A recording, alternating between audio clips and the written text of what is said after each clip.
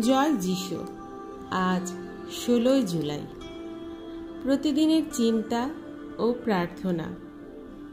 দিনের প্রধান চিন্তা। আমরা নিজেরা যখন হাবুডুবু খাই, তখন অন্য সকলকেও সেই সমস্যার ভাগী করি।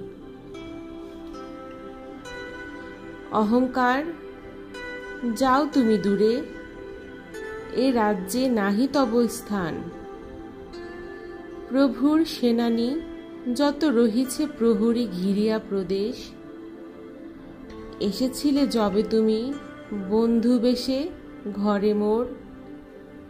দিলাম তোমারে সেথা ঠাই তব সাথীগণ সহ।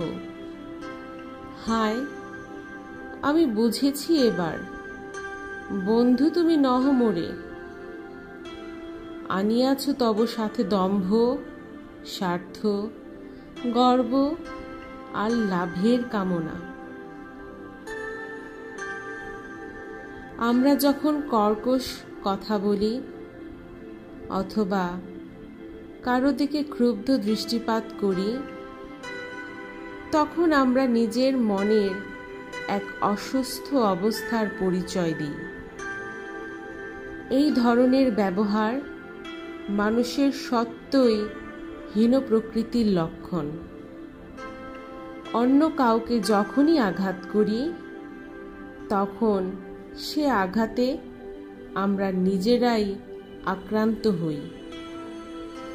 অপরের যখন ক্ষতি করি, তখন আমরা নিজেরাই জীবনে ক্ষতিগ্রস্ত হই। কোনো ক্ষুদ্র আধারে যদি অনেক প্রবল শক্তির আবির্ভাব হয়, তবে সেই পাত্রে ভীষণ আলোড়ন জাগে। ক্রোধ ও ঘৃণা ক্ষুদ্র প্রকৃতিতেই জেগে ওঠে। সে রোগীর মধ্যে জ্বর বা প্রলাপের মতো কাজ করে। এর ফলে সেই লোক বিপদাপন্ন ও বিকারগ্রস্ত হয়। প্রার্থনা।